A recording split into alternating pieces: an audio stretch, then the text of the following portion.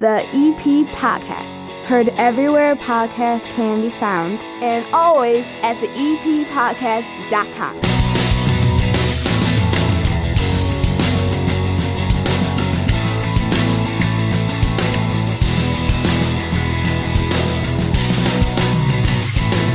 It's the EP Podcast. My name is Chris, and let me tell you something. First off, you hear that ad at the beginning of the show, Porter Cullen's. When I started this podcast 6 years ago, when you think about places you want to partner up with, places like Porter Cullen's, I mean, that's an institution here in Evergreen Park. High-end places like Spoke and Vine. If you haven't been in there, you're missing something. The First National Bank of Evergreen Park. I am flattered by who wants to be a part of the EP Podcast, and we're going to be doing some live shows at Porter Cullen's over the summer. I cannot wait. New in the fold here at the EP Podcast. On this episode, we're going to check in with our friends at OSF Little Company of Mary. I have a cardiologist in here, and we're going to talk about something that I discovered with my own heart a year ago. The changes that I made, how scary it was, and now I think everybody needs to look into this. I don't care how young you are. I don't care how healthy you feel. The second half of this show is a must listen for everybody out there. And Pyeisha Allen from the Youth Department, who I love having down here, is on this program as well. It's all brought to you by the First National Bank of Evergreen Park, a community bank right there on the corner at 95th and Pulaski in that iconic building. I'm sitting down, I'm waiting for my daughter to head off to college, and we're talking about how we're going to get money down to her. And I told her, make sure you have a First National Bank of Evergreen Park checking account. Why? There are no transaction fees no matter what ATM you use. I can link her up with my own account. I can transfer money over instantaneously to her. And then wherever she pulls it out, I don't care where the fee is, they're going to put the money back in because there's no transaction fees. There's no overdraft fees as well. She's under enough stress. There are so many products. They have products for students, products for adults. Head on over, say hi, 95th and Pulaski, the First National Bank of Evergreen Park, member FDIC. Sitting down here at the 9-foot homemade oak bar. She has been here so many times before, and it's always a pleasure to have Pyeisha Allen, who is in charge of all of your children. She is the head of the youth department. When you dump them on the village, she is there for you. No, I kid, Pyeisha, but you love having all the kids over at the community center. I know that you have that incredible game room. There's more video games over there, more things for them to do, more activities for them to do each and every year. And how are you? I'm good, Chris. Thank you. How are you? I'm good. So you have big plans for the summer, one of which I am participating in. All right. I'm going to kind of tease that. And it's a very, very cool thing.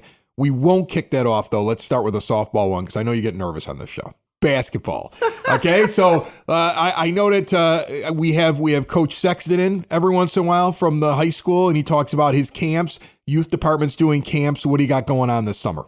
So this summer, we are rolling out summer open gym basketball sessions. So it's just a non-instructional free play for grades 5th through 8th. It'll be Tuesday starting June 18th at the Maple Well Center, 1:30 to 3.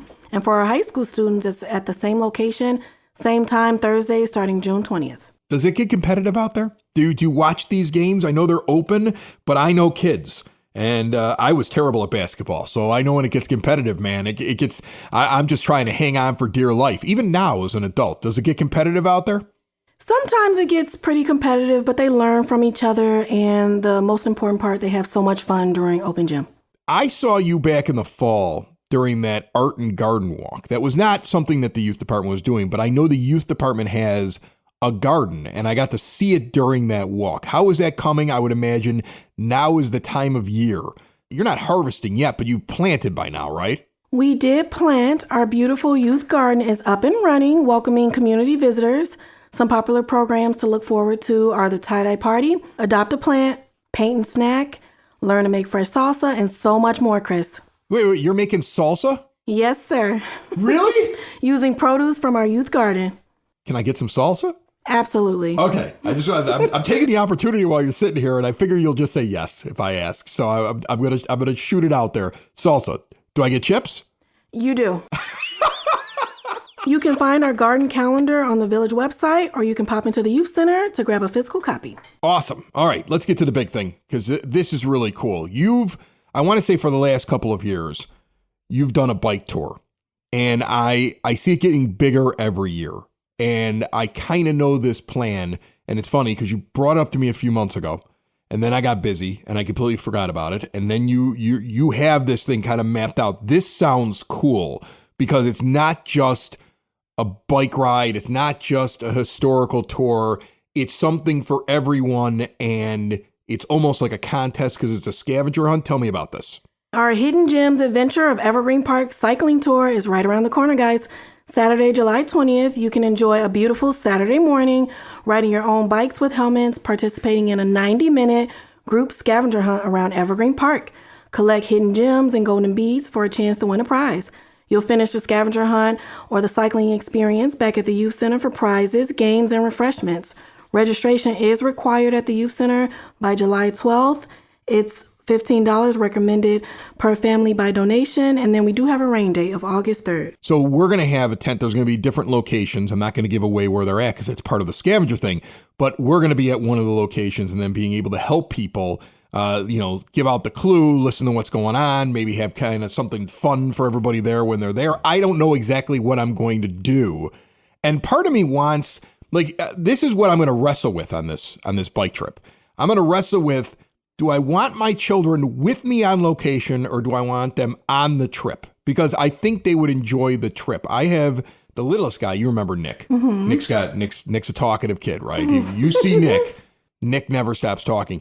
Nick is still, because he's a stubborn little thing, trying to figure out how to ride his bike without training wheels. Aww. And it's frustrating to me because he is of a generation, and I think because he is the youngest and the other two are older, he just thinks somebody else is going to do it for him. So I took him out maybe a couple of weeks ago, and the entire thing that was driving me nuts is I go pedal, and he just sits there and lets me push him, and he's driving me nuts. So if he's not ready yet, can a kid that little do this tour, even if he's got the training wheels? Absolutely, Chris. That's a great question. This cycling experience is open. If you have a student in the grades of 5th through 12th, the whole family is welcome to ride. So in previous years, we've had students with training wheels. We've had students on the back of the parents' bikes. It's a super fun experience. It's open to the whole family, Chris. All right. And if I got one kid that just won't ride a bike, I make him run alongside, right? Something like that? No? Your choice. Okay. All right. That's how we punish them in the Lanuti house. You don't get a bike for the bike tour. You run alongside. Okay. On June 15th, we will be hosting the American Academy of Pediatrics babysitting class. I love this class. This is one of my favorite things that you guys do. Mm-hmm. Okay. Because I've had two kids that have had to learn how to handle big situations. Dominic, who you know, who did the chores thing with you, because I know you have that program over there. Dominic has popped a piece of a hot dog out of his little brother's throat twice because he learned how to do it. This is a very valuable class. Pay attention, everyone. What do you got? Guys, we still have spaces available. And residents, do you need a babysitter? We have certified babysitters available for the summer. So once they do the class, then they're available for people to call you up and schedule a babysitter? Absolutely. Once you take the class, you will receive a registration card where you can get in our babysitting program, where if a resident calls and is in need of a babysitter, all of our certified babysitters are available. We can connect you to the best fit so you can have a babysitter. You know what I love about what's happened so far in this interview is that I have portrayed my youngest kid as too lazy to pedal and too lazy to chew a hot dog. So we'll see where else the thing goes. Thank God he doesn't listen to the show. All right, the community chores thing.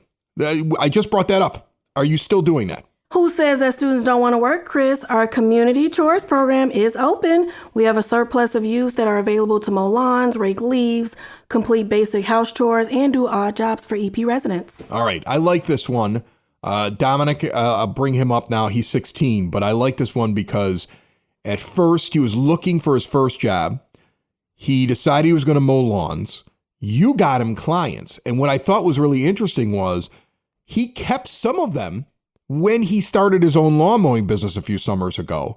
And then that eventually led him into when he got like a job at flipping burgers over at Culver's. But his first job that he ever had was mowing lawns, and Pyeisha was calling him up on the phone going, you sign up for the chores thing, we got somebody who needs to mow the lawn. And what I find most interesting about it is it's great for kids because they have to learn how to talk with people and how to interact with adults, especially as they get older.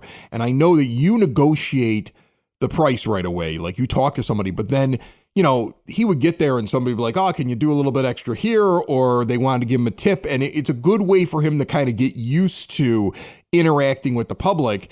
It really is great. Do you have a lot of kids that like start off in that and then you see them kind of split off and start doing a little bit more and kind of building something with it? Absolutely, Chris. We see a lot of growth and we promote growth through this program. Then the problem was I had to yell at them to do chores around here because they were so busy helping the community. And then I'd be like, do I have to go sign up for the chores program? So, I mean, like it's a double-edged sword, but I was really happy with that program. People should check that out.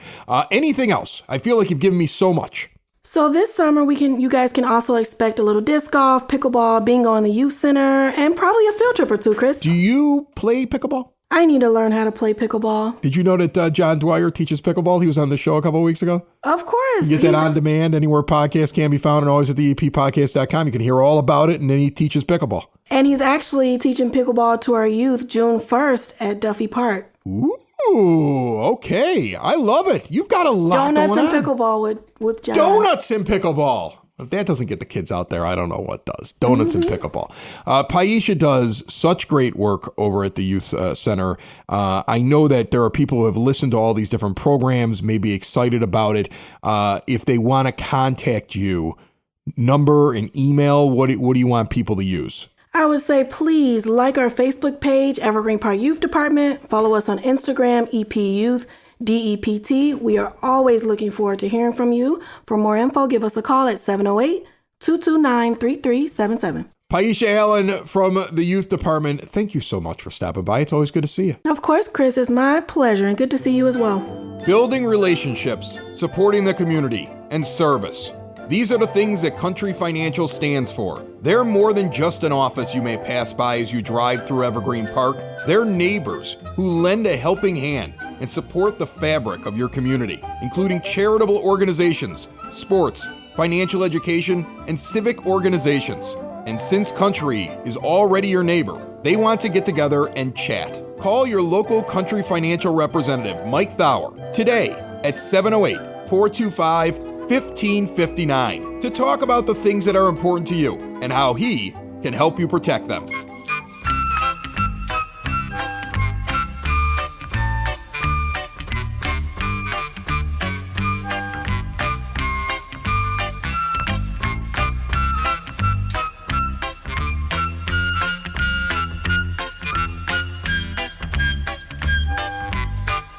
It's now time for EP Podcast Word on the Street, brought to you by Spoken Vine, Wine Bar and Bottle Shop, 95th and Kedzie, right there on the corner, northeast corner. One of the hottest spots in Evergreen Park. Last week, I popped in on a Wednesday night. I met a man who owns a vineyard in Lucca, Italia. He and his son were sampling wines directly from their vineyard, right here in Evergreen Park. I walk in, I try great food, I try great wine, and I meet great people. See more at SpokenVineWines.com. The Evergreen Park Public Library kicks off their Stories in the Park. It's happening all summer long. This Saturday, the first date on June the 8th at Duffy Park, 92nd and Millard at 10 a.m., an outdoor story. This is always a lot of fun for the kids. I got a buddy of mine drives in 2 suburbs away every time they do this. It's awesome. Meanwhile, the Village of Evergreen Park has released their 2024 summer concert schedule. This is an all-star schedule looking back over the last couple of years. The Stingrays, who have been on this show, this Sunday, June 9th, Klein Park, 6 p.m. Then June 23rd at Klein Park at 6 p.m., Cokes and Folks.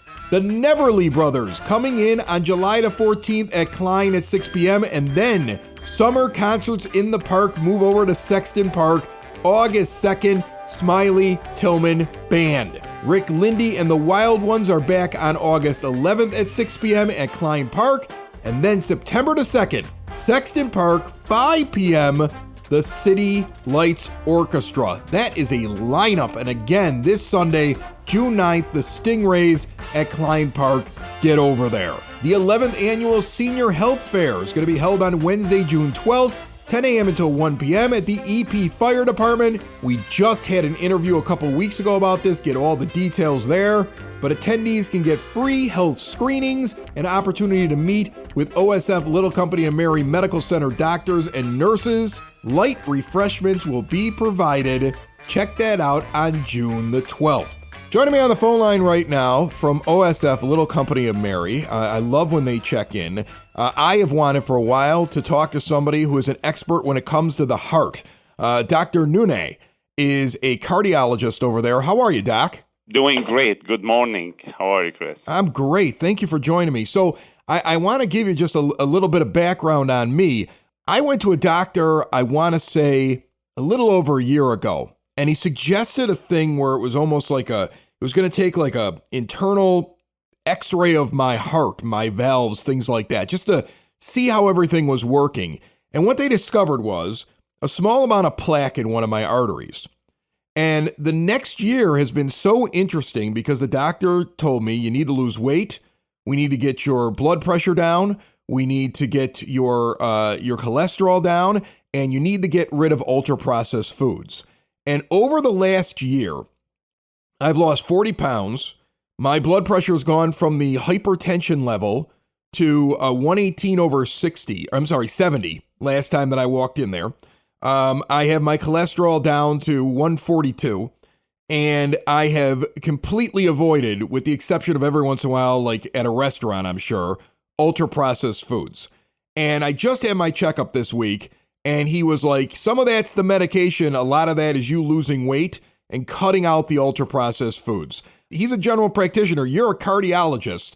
What do you think when you hear that story over the last year? It's a fascinating story, and I am an interventional cardiologist. I've been practicing for the last 15 to 20 years. I see it every day. Heart disease is still the number one cause of death and hospitalization in the United States and over the world. Unfortunately, most of the heart attack patients, they never make it to the hospital. They die at home or outside. And I tell my patient it's a ticking bomb. What test you did, we call it coronary calcium score. It's my favorite test to do, and it's the best test we can do to predict the future of event, including heart attack, stroke, death, for a person who looks beautiful from outside and everything is normal. And this is what I tell my patient. I tell my patient, when you go to see me or you come to see your doctor, I want you to feel in your best, because that's where we can prevent future problems. Patients say, like, I feel great, doctor. Why I am here in the office? They're like, I want you to feel great. If you tell me I have chest pain or I have a problem, it's a little bit too late. So when we talked about coronary calcium score, it's a simple CAT scan without a contrast, without even an intravenous line. It takes 3 minutes to do. So we look for calcified plaque. Plaque, it's cholesterol buildup in the artery of the heart. With time, calcium sits on it. And the beauty of the calcium, we can see it on a simple X-ray. The normal is usually 0. We don't need to see any calcium on top of the artery of the heart. The higher the number, the more the plaque. The more the plaque, the higher the risk. And that's where we tell people how this plaque happens. We see it as plaque start building in the artery of the heart as young as few months old. This is, and it continued to grow, depend on our lifestyle, depend on our genetic, cholesterol, diabetes, high blood pressure, smoking, environment, lack of exercise, bad diet, overweight. So all those I mentioned, it will help the plaque to get built. And plaque what cause heart attack, plaque what cause stroke, plaque what cause death. So talking about, about food and ultra-processed food. So when we talk about anything to prevent future event, your example, Chris, is the best example of a patient who make a switch and decide to live a healthy life to prevent future event. The interesting thing, Doc, was that my doctor told me, like, your heart at 47 right now is probably got the same amount of plaque as the average person has in their early 60s. If you make this switch, by the time you're 65 years old, you'll actually be ahead of most people because most people don't check for this. Just getting rid of those ultra-processed foods and staying and living a little bit healthier of a lifestyle, instantly you'll go from somebody who I'm a little concerned about to somebody I won't be worried about 15 years down the road. You're absolutely right. And this is where we can make a difference.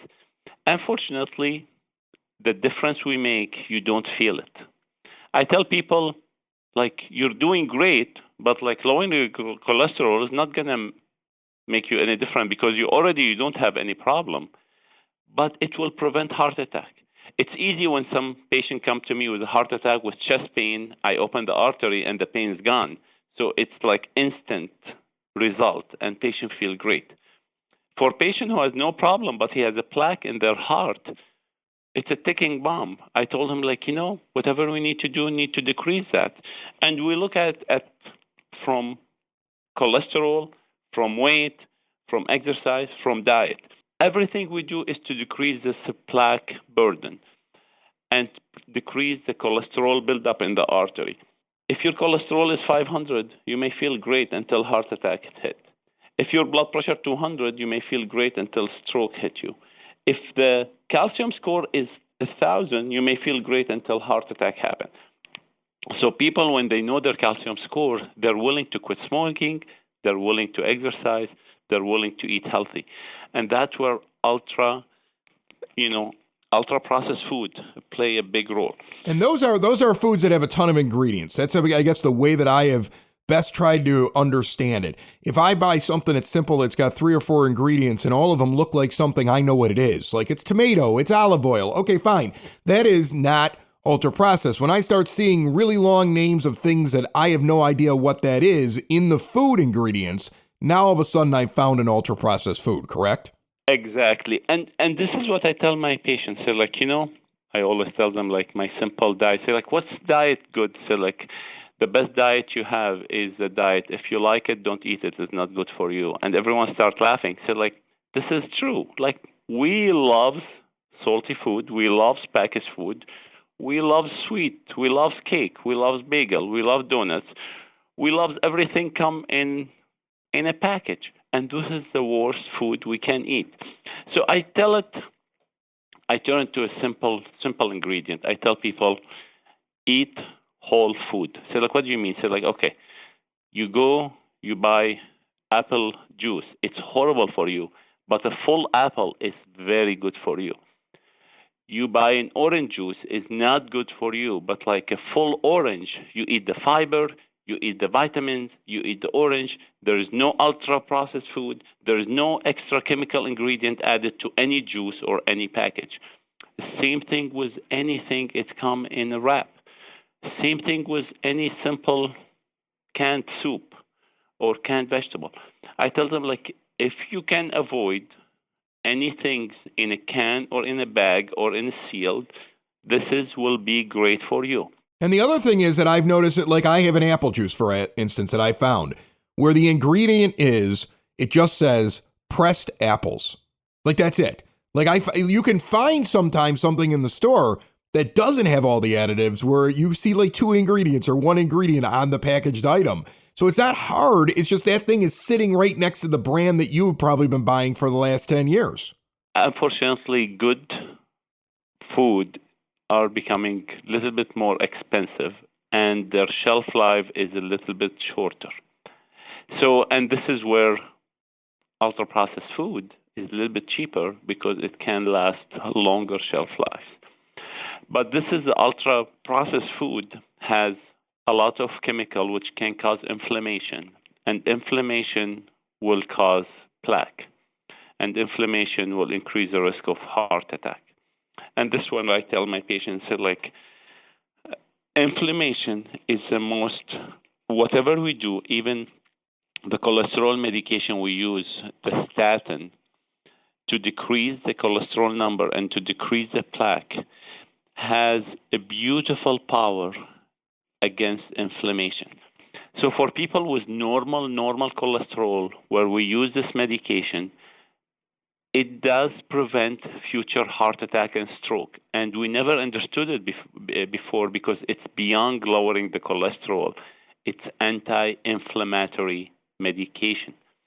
And we know any inflammation in the artery of the heart or in the body, it will create a cycle of increasing plaque and what we call it rupture plaque. Rupture plaque is the holy grail of heart attack, where a simple cholesterol plaque in the artery break loose because it's a soft plaque, and all those junky material come in the artery in contact with the blood and cause heart attack. And this is where heart attack, it happened in a second. And people can drop dead right away. So this is one of the things ultra-processed food can cause, is inflammation. It's all over in our culture, these ultra-processed foods, but you can really cut them back and it makes a massive impact. Now, I know that the addition to these prepackaged foods is one of the reasons why, as you mentioned at the beginning of the interview, that we're seeing more and more heart attacks. And you mentioned a lot of people never make it to you. My grandfather was one of the first quadruple bypasses in the state of Illinois. And he told the story, because he survived, that in the recovery room, there were 8 guys, and 6 of them didn't make it through the first week. And because it was such a rare thing. And then later on, it became, you talk to somebody who's like, oh yeah, I had a heart attack, and they brought me in, they put a stent in my heart, and I'm back to normal. Like people like started to normalize, well, they have all this modern medicine, they'll just fix me when I have the heart attack. And I think that some people then start to become lax. They're like, well, medicine will take care of me. But what you're saying is you're seeing an increase in it, actually. You're actually seeing that people need to pay more attention before they get to that point, correct? 100%. And I tell people every day, with all the advance we have in the current day, heart attack presenter, most of them, they have not seen a doctor. You're always feeling great until the first heart attack happened. And your first time to the hospital is with your heart attack. The first time seeing a doctor is your heart attack. The first time getting treated is your heart attack. And this is where we flip the switch and tell, like, we need to do more screening. We need to do and start younger and early. So it takes an active, it's not a passive thing. It takes an active effort from every single person of us to do that. And it's keep working, but we keep pushing and we keep doing and we keep trying to do the best to prevent. Prevention is my key point. When heart attack happens, it's always too late. When stroke happens, it's always too late. So we try to I can try to foresee the future and tell patients, like, I can see your risk of having an event is like 10 to 15%. You need to do something different. And this is high. Dr. Nouneh, we've been talking to him here for the last 15 minutes or so, is a cardiologist. He's got some really good advice. And trust me, I thought when I was told, do those things he just mentioned, and that it was going to be really difficult for me to do. It really was not. And it's nice when I got a year into it to hear all my scores and be like, it actually paid off. And it gives me a lot more confidence in where I'm at health-wise. And I used to be one of those people that hated going to doctors. And I want to say it was about a year or so ago, I sat there and said, it's time for me to start taking care of me a little bit. And the first thing I did is I walked in, sat down with the doctor and said, if you were me, what would you do? And that test that you described, that calcium test, was the first thing that was told to me. It cost me $50 to go get the thing. And if I'm going to spend as much money as I spend on my car every year getting oil changes, I might as well do this for my body. Excellent advice, Doc. I really appreciate you coming on and talking to us. Once again, you're over at OSF Little Company of Mary Hospital right here in Evergreen Park. And, I would love to meet you in person, but not because I'm having a heart attack. We'll say it that way. Same here. And this is what I tell my patient. We do social visit, we talk, we have fun, we chat. And what you say, it changed your life. This is the true statement. And this is what we try to do. We need a healthy, happy individual, which it will help our society and help everyone, and especially for a younger person. And I tell patients, like, you're 30 years old, you still have average life expectancy, 80, you still have 50 years. This is the person I want to invest in it. This is the patient I want to help, because we're looking for a long, healthy life, hopefully. Thanks so much, Doc. Thank you, Chris. Nice talking to you. Have a great day. It's the EP Podcast. All things Evergreen Park. It's the EP Podcast. Evergreen Park.